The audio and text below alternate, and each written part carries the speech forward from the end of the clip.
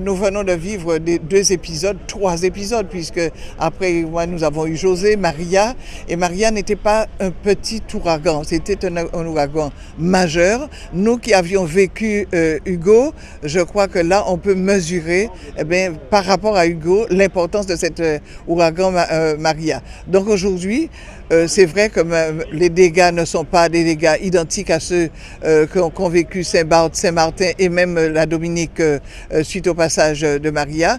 Mais je crois que c'était important, Madame la ministre étant à 2 pas en Guyane, de venir et d'être là, d'entendre. Mais surtout, je crois qu'il était important de faire cette petite réunion au COD, puisque nous avons là des gens qui se sont mobilisés depuis 14 jours à notre service, au service de la Guadeloupe, au service des îles du Nord. Donc c'était pour nous important, on a balayé un peu les interventions, on a identifié les manquements et j'ai rappelé qu'il faudra, la tête froide après, s'asseoir autour d'une table, voir ce qui a marché, ce qui n'a pas marché, ce qui peut être amélioré, ça s'appelle l'expérience. Donc chaque fois, il faudra qu'on aille vers, je dirais, un bilan et puis se projeter dans l'avenir. C'était une de nos demandes, une de mes demandes. Donc je crois que le président de région et moi-même, nous pensons que nous devons être là. Parce qu'après, nous avons des réponses à apporter à nos concitoyens, mais nous devons aussi réagir face au drame. Par exemple, hier, j'ai appelé tous les maires, comme l'a fait d'ailleurs le président. Je n'avais pas pu avoir M. Duval, je l'avais eu la veille. Je viens de l'avoir en lui disant je suis là, mais je crois que c'est important que nous puissions être informés. Si nous avons quelqu'un directement là, nous serons informés toute la nuit parce que nous devons chercher l'information. Donc c'était important. Alors j'ai rappelé que nous avons dédialysé que le SDIS, qui a une citerne qui peut aller donner de l'eau, mais de l'eau alimentaire, ce n'était pas possible. Donc on vient de nous dire que nous avons 6 citernes à notre disposition. Donc avec nos capacités, nous avons des chauffeurs poids lourds, donc nous pouvons donner de l'eau aux hôpitaux parce que c'est une urgence. Et pour moi, l'ancien chef d'établissement qui a repris la casquette d'ancien chef d'établissement, nous ne pouvons pas demander aux élèves de rentrer vendredi par exemple. Les routes ne sont pas encore déblayées. Il faut obligatoirement rendre la route et la circulation fluide pour que nous puissions accueillir des enfants dans de bonnes conditions. Pas avant lundi. Pas avant lundi. Je crois que lundi, mettre nos personnels vendredi, je pense, au travail, de façon à préparer les établissements, le faire dans de bonnes conditions. Je n'oublie pas Marilyn. J'ai été chef d'établissement à Rivière-des-Pères et je n'oublie pas la difficulté que nous avons pour dire aux gens, vous êtes hébergés dans un établissement scolaire, vous devez laisser parce qu'on a des élèves. Donc dans ces cas-là, il faut psychologiquement être prêt. Donc je crois que nous savons affronter le cyclone. Nous savons affronter pendant, l'après pose quelques soucis, je dirais, d'organisation, mais je crois que nous arriverons à être au mieux, je dirais, des réactions possibles après un cyclone. Alors je profite pour vous dire que si pour les cyclones, nous sommes prêts, nous sommes prêts, et je dirais même rodés. Pour les tremblements de terre, il faut que nous puissions aussi là, je l'ai rappelé, faire des exercices grand public, préparer psychologiquement nos populations à avoir une réaction qui peut aussi être une opération, une réaction, je dirais, de sauvetage pour les autres, mais pour nous-mêmes. Donc, vous savez, j'entends le cri des Guadeloupéens depuis l'annonce de l'ouragan Maria, où nous avons tenu cette réunion du plan sec depuis dimanche après-midi. Nous avions prévu, il est vrai, bien que ça allait être une grosse tempête, devenue ensuite ouragan de classe 3, 4 et 5. Et je puis vous assurer que depuis hier, je suis à pied d'œuvre sur le terrain, aux côtés de l'ensemble des Guadeloupéens, mais aussi aux côtés des maires de la 2e circonscription et des maires de l'ensemble de la Guadeloupe. Il y a un vrai problème aujourd'hui de santé publique. Voyez, depuis que l'ouragan est passé, beaucoup de foyers de Guadeloupéens ne sont pas alimentés en eau potable et en électricité. Et j'ai interpellé Madame la ministre sur le problème de santé publique que nous rencontrons dans la mesure où nous avons eu à recevoir des personnes dialysées de Saint-Martin, mais nous avons aussi des Guadeloupéens dialysés au niveau du centre de l'Audra du Moule, sous la clinique du Gosier, au niveau du CHU, et nous sommes privés d'alimentation en eau potable. Et j'ai eu effectivement à l'interpeller en lui disant bien que le SIAG a connu et connaît des difficultés. Le siège social était inondé, la zone de Capesterre a connu nombre de difficultés suite à l'ouragan Maria, et j'ai demandé à ce que rapidement qu'on puisse faire le nécessaire pour le rétablissement de l'eau potable, pour qu'on n'ait pas ce problème de santé publique, mais parce que aussi il est important d'avoir de l'eau dans chaque foyer de Guadeloupe. C'est important déjà de fallait remercier la ministre de venue parce que depuis déjà une semaine elle est à nos côtés et par coïncidence nous avons 2 événements majeurs dans l'espace de 10 jours. Donc merci à Mme Girardin d'avoir réagi très vite et d'être encore en Guadeloupe aujourd'hui. Elle s'en va à Terre de Bas tout à l'heure. Je pense que c'est important d'être aux côtés du maire Emmanuel Duval pour porter toute notre solidarité et surtout que déjà nous des fois on se sent seul. Donc on a cette double solidarité, on se sent encore plus seul. Surtout que Terre de Bas a quand même beaucoup souffert. Donc je voudrais saluer tous les maires. N'étant plus maire, j'étais quand même présente au PC de ma commune et j'ai vu comment c'était pas évident. Comment l'engagement de certains maires a fait que la population également s'est mise aux côtés de la municipalité pour déblayer et faire que nos routes communales soient praticables. Donc merci à tous. C'est vrai que nous avons maintenant la culture du cyclone. On sait qu'il faut se protéger. On peut déplorer 2 morts sur le département, mais dans sa majorité, la population a suivi les consignes de confinement qui ont été données. Maintenant, c'est vrai que c'est difficile de leur demander de rester chez eux alors qu'il n'y a plus de vent et qu'ils pensent qu'ils peuvent effectivement être utiles. Mais il faut aussi leur dire qu'ils peuvent entraver les opérations de déblaiement des routes. Donc maintenant, il faut attendre que les choses reprennent. Pour l'eau et l'électricité, on sait que c'est important pour nous de pouvoir avoir cet élément vital de l'électricité. Mais il faut aussi leur dire qu'il faut aussi le temps que ça revienne. On a vu sur nos 3 rivières en particulier, pratiquement 80% de la commune n'est plus alimentée en électricité. Pour l'eau, il n'y a pas de problème puisque nous avons pu réagir très vite. Donc je leur demande de patienter, que ça ne va pas trop tarder et que dès que les opérations EDF seront mises en place, d'état des lieux, que les réseaux seront rétablis. En tout cas, beaucoup de force à tous les élus parce qu'il leur faut du courage dans ces moments-là. Merci à vous. Je pense qu'il faut attendre parce que même si les établissements scolaires n'ont pas été endommagés par le cyclone, ils ont été souvent lieu d'abris et des abris sûrs. C'est souvent nos écoles qui sont des abris sûrs. Donc il faut nettoyer, il faut désinfecter.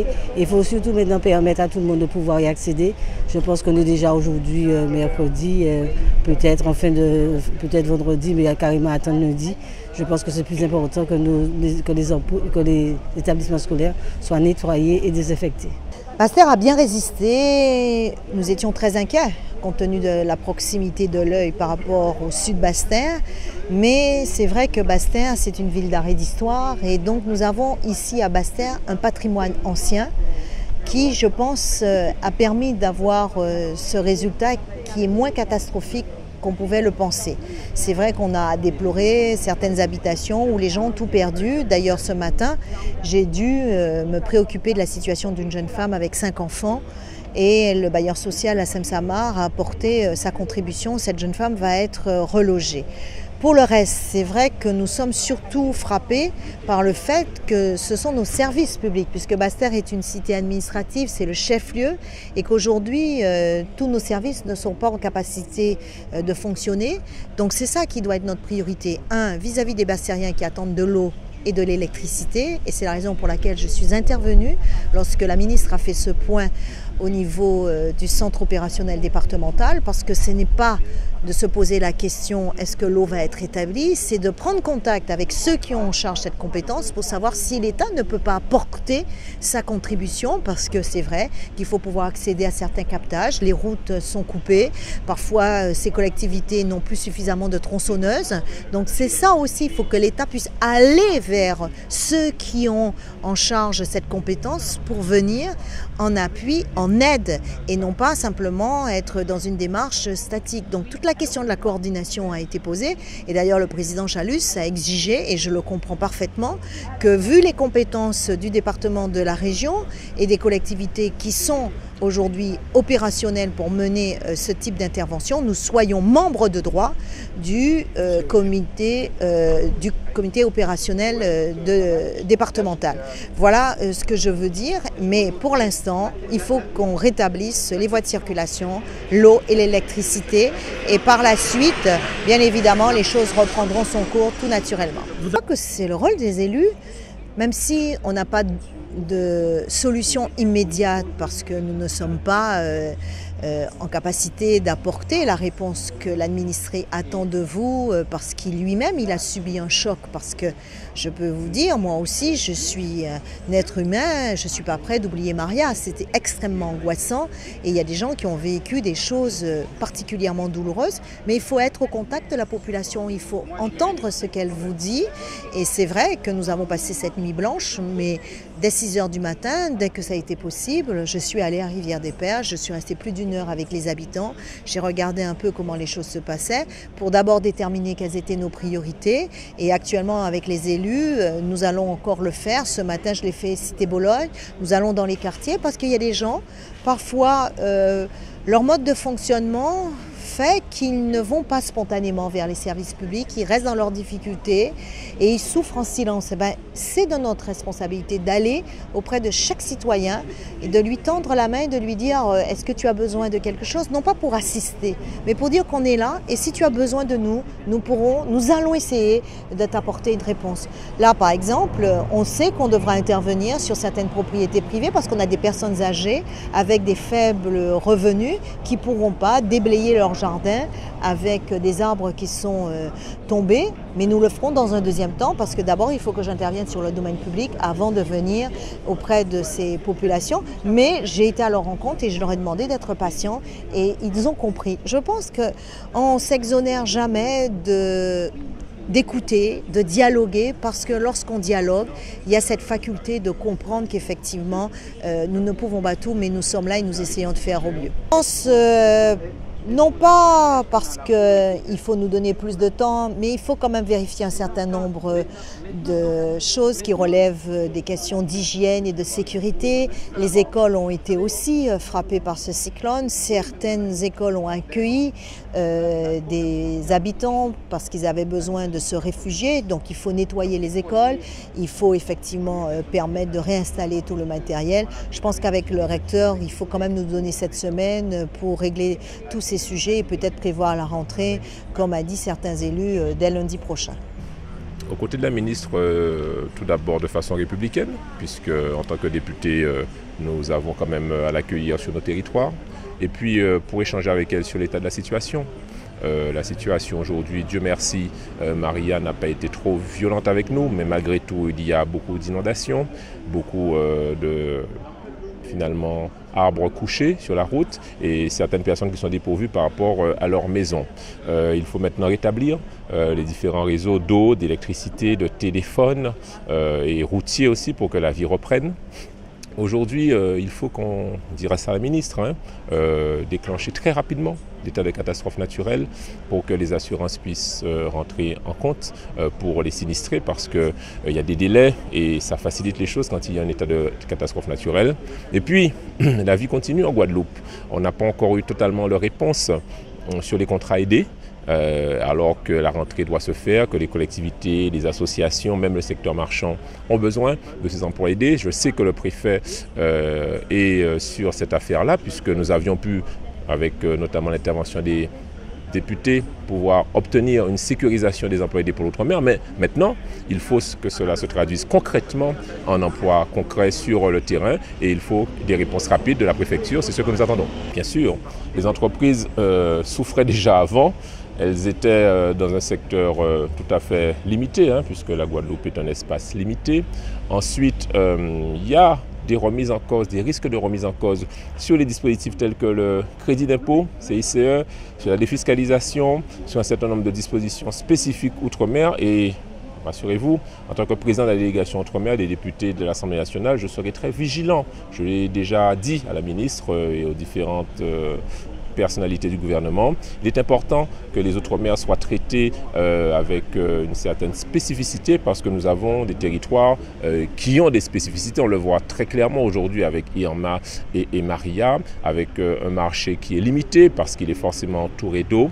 Et donc nous attendons sérieusement ces assises de l'outre-mer pour pouvoir obtenir des réponses définitives et de long terme sur le plan de rattrapage, ce qu'on appelle avec la loi égalité réelle les plans de convergence entre l'Hexagone et les départements d'outre-mer. Nécessairement, puisque nous sommes là pour représenter les intérêts supérieurs de la France et singulièrement ceux de l'outre-mer et particulièrement ceux de la Guadeloupe. Alors le dossier est aujourd'hui en instruction avec Météo France et les services d'État. Il est lancé pour la Martinique et le sera immédiatement pour la Guadeloupe, Saint-Martin et Saint-Barthélemy également. Donc ce sont des dossiers qui vont maintenant être instruits. Faire toujours que ce soit aussi rapide. Maintenant ce sera territoire par territoire, me semble-t-il que l'analyse sera faite. Alors je viens de survoler effectivement cette partie de la Guadeloupe qui a souffert et on voit effectivement les dégâts des exploitations de bananes. Il faut toujours faire très très attention parce que derrière des cyclones, il y a bien sûr tous ceux qui ont perdu et on pense à eux du bien matériel. Je pense surtout à ceux qui ont perdu, enfin ceux qui ont connu des victimes ici. Et puis derrière, il y a tout le volet économique. Et dans le volet économique, ici, il y a effectivement cette question des agriculteurs qu'il faut accompagner. Je tenterai tout à l'heure d'aller en rencontrer quelques-uns sur le terrain. Oui, immédiatement après les appels au secours de la Dominique, les liens ont été faits entre la Martinique et la Dominique. Je l'ai déjà dit et je le redis ici, la France a les moyens à la fois de venir en soutien sur l'ensemble de ces territoires d'outre-mer qui ont été touchés par ce cyclone. On peut le faire aussi chez nos voisins et on va le faire. Je prends l'hélicoptère, je voulais faire le tour de l'ensemble des îles, mais comme il y a aussi une évacuation sanitaire à faire en même temps, je vais à Terre-de-Bas, à la fois pour l'évacuation sanitaire et pour la réunion de 15 heures, proposer au maire de venir ici, puisque nous allons faire un bilan avec l'ensemble des élus du territoire sur le passage du cyclone, les préventions et derrière les actions qu'il reste à mener. La plus grosse problématique, et c'est toujours celles qui sont essentielles, et vous le savez, c'est l'eau et l'électricité. L'eau chez les particuliers, l'eau aussi pour des raisons sanitaires puisque nous avons aujourd'hui un souci de personnes dialysées. Il faut que dans les heures qui viennent, je dirais même dans la demi-heure qui vient, on puisse solutionner cette question de l'eau, notamment pour l'hôpital. Elles ne sont pas comparables. D'abord la Guadeloupe a été touchée mais pas de la même manière selon les parties du territoire. Les îles du Sud, nous attendons quand même un certain nombre de confirmations et le survol va être fait là pour de la reconnaissance. Il y a un bateau qui part aussi vers les îles du Sud pour emmener du matériel, des hommes, des bâches, répondre aux demandes des élus. Non, c'est pas comparable. Hein. Maintenant, vous savez, quand on a perdu sa toiture, quand on attend l'eau, quand on attend l'électricité, toutes les populations attendent une réponse de l'État et des services publics en règle générale, puisque je rappelle que nous travaillons aux côtés des mairies, du conseil départemental, du conseil régional, que tout le monde est sur le pied de guerre. Chacun attend une réponse. Donc c'est toujours difficile de qualifier devant les médias de plus ou moins toucher certaines îles. Oui, il y a une réalité qui fait que Saint-Martin a été ravagé par Irma. Mais il y a ici, dans cette partie du monde, des vrais risques cycloniques qu'il nous faudra davantage prendre en compte à l'avenir.